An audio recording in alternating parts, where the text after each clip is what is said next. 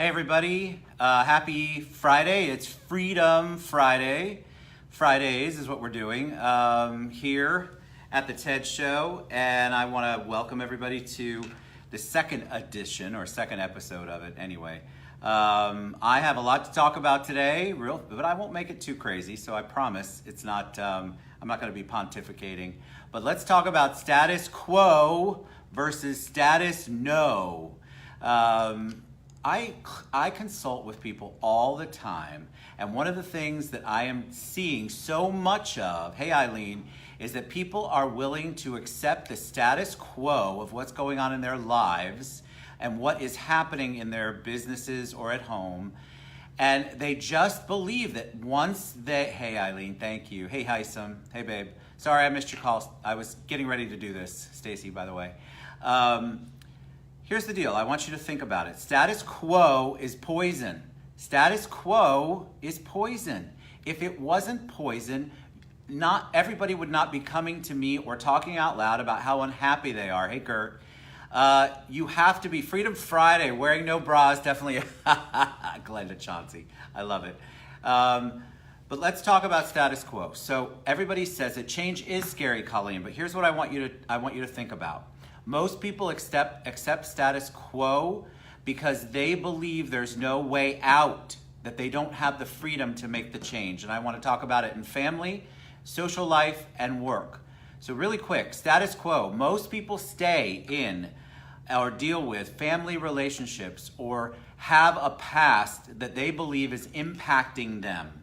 So if you come from an abusive family, if you come from a horrible background, if you come from parents that you don't felt loved you, you come from poverty, you come from too much wealth, you come from all of these things, and that helps set the boundaries, that helps set the cage that you're in. And one of my favorite poems is by Maya Angelou. It's actually a book, I Know Why the Caged Bird Sings. So guess what? We all know why the caged bird sings, and I'm going to tell you about that in this talk.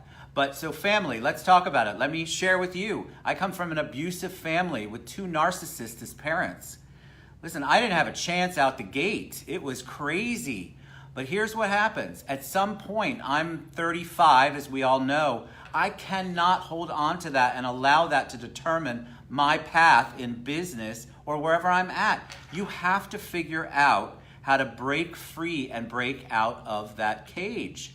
I could go back and mull around in the fact that I didn't have a great childhood, that things like Mother's Day upset me occasionally, that I don't really have a family per se other than my friends and my wife and my children to go back to. But guess what? 35, that's right, John. I don't want to do that. Why would you do that? Why are you hanging on to it? I have a current client right now who says that because he felt like the other kids in the family got more attention than him, that he isn't worthy. And so a lot of this is tied to your self-worth, which is a whole nother discussion I want to have at some point. But the problem is he's accepted it as the status quo. He's accepted the fact that he had a quote-unquote horrible childhood, and he is going to allow that to determine how successful he is in all aspects of his life. Don't do that. You know it, and I know why the caged bird sings. You know why? Because we want out of it. We naturally know that we are supposed to be doing better. Exactly. It's excuses. So I'm not saying it's easy. If you went through a childhood like mine or so many of the other people that I've spoken with, it is not an easy thing to get out of, and I'm a big proponent of counseling, therapy. Get out of it, but don't sit there and wallow in it. You're past that time. That child that you reflect on all the time does not have to determine how the rest of your life goes. So status quo in that case, turn it into status no. And the same goes for your with your current family, with your current social relationships, So in your social relationships, people will tell me, people don't respect me, my friends don't call me, my friends, I introduced my friends and maybe they're not talking to me now, but they talk to each other. Or I wasn't invited out to, I'd love to have Dwight on sometime. I wasn't invited out to a certain party. I didn't get the invite to this thing. I didn't get the invite to that thing. and you're constantly in this frothy mode of, I didn't get, I deserve, I'm not happy. I hate to break it to you guys, but guess who gets to pick who's happy and who isn't? If you're not happy, you're choosing not to be happy. Hear me on that. I know you don't want to, but if you're not happy with something, you're choosing to not be happy with it. Status quo, turn it into status no. If you have friends that you love that are not, hey John, are not giving you what you need, reach out to them. That's another thing. I can't believe it's epidemic.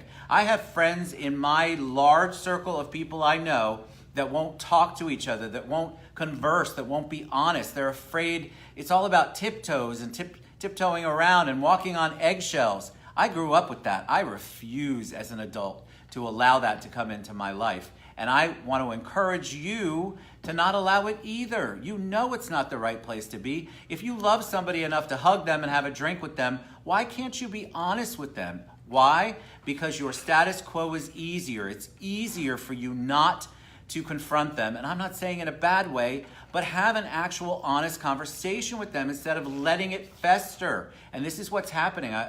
The clients that I see, besides family, social life, number one. It's above jobs, which is crazy to me. If you're not happy in your social life, do something about it, because again, you are in control. Turning the status quo into status no. I'm going to drill that into this. And then finally, because I want to try to make these short and sweet as I can, your job. I am the biggest guilty person of this. I am so guilty of allowing things to continue in my career that shouldn't happen. And what that does is the status quo is easier than me breaking out and doing something different. Because in the past, I have a family to support. I have a lifestyle to support. I might have a coffee mug habit to support. We all have something that we will make an excuse for, like Glenda said earlier. You don't have to make the excuse anymore. I'm encouraging you to take that and go, that's just an excuse. It's not what you're meant to be or do. So what have I done this week in anticipation of this talk or this discussion? I actually spent the entire week doing something I haven't done in a long time. That's make progress. I have made progress professionally. I have reached out to people who have my back, who want to see me succeed, who are creative, who aren't going to encourage me to stay down in the position that I have. If your friends, your friends, your social life, your job, if it doesn't feel like you are being supported in it, get out of it. I want you to challenge the status quo. Every time, thanks Colleen, every single time you allow that to beat you down, you're giving into it and it becomes harder and harder to break it. If you're not happy with your job, find another one. I'm not saying it's easy. Every bit of this is a challenge and you have to step outside of your comfort zone. But you can do it. If you are in a situation at work where you know your work is good and you know your work is valuable, go to your boss. Stop allowing people to treat you in a way that is disrespectful and doesn't bring the value to you that you know you need. So for me this week, what I did, we're taking the show and the TED program and so many other things in a different direction. And all I did all week, I cut out all of the noise. I cut out all of the minutia of the drama that we're all surrounded by on a daily basis. And I said, what is it that I want to accomplish? What do I want to do this week? And on Friday, how will I be able to look them in the eye and say, I said status no instead of status quo? I promise you, all I did was talk to the right people. Go to the people that I innately, you know the people that love and support you. You know the people that are good for you. You're afraid to reach out to them. You're afraid to do it or to engage them. I was too. This week, totally different. So who did I meet with? No one but influencers, motivators, mentors, people that I knew I could trust with my vision and my vision for what I want to do with the TED show and the TED program and all of our other ancillary things that we're doing, these amazing things that we have created. And I met with them and I felt good. I felt better every single day because guess what? I was not meeting with the same people who complain about the same organizations, who complain about the same lack of progress, who complain about the same people in our circle as they're sitting at the other end of the table. I didn't do that anymore. I didn't do that this week.